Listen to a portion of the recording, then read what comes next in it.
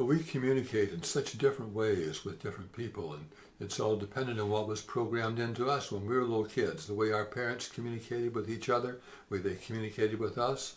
Were they more loving? Were they more kind? Were they more supportive, more affectionate? Or would they point out what I did wrong all the time? Do they criticize me all the time? Do they criticize each other? Do they get angry and yell at each other and put each other down?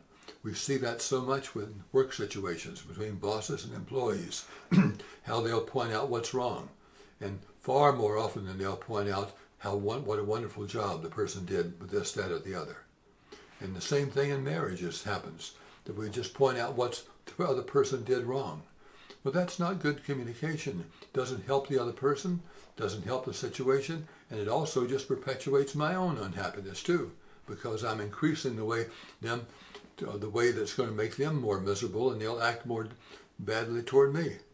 And so if I can just really learn to really hear somebody with compassion and reflect back to them what it seems like they're feeling and how I understand that they're feeling hurt or sad or scared, or this has really been disturbing to them, that gives them some kind of compassionate feeling which brings healing, rather than if we join together in being upset about this was wrong and that's wrong, or this person did it wrong, and so on. And if I can practice the other, we know that whatever we practice, we get better at. And if I'm practicing putting somebody else down, I'm not going to increase the communication in a loving way. But if I practice being loving and understanding, and that I'm really hearing their pain, or what makes them so upset, or what makes them so angry, I don't have to take it personally and feel defensive. Then I'm just hearing them and what's programmed in them and letting them know that I have compassion for them.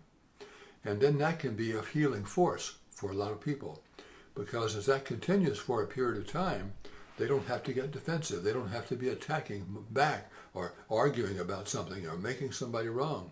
That they can just be more in tune with, I can be helpful by being compassionate and understanding of them, but as I do that, I'm attracting the same thing from other people toward me too. And so we can begin to communicate at a different level where it results in deeper understanding, and it results in lowering the stress and lowering the disturbing emotions.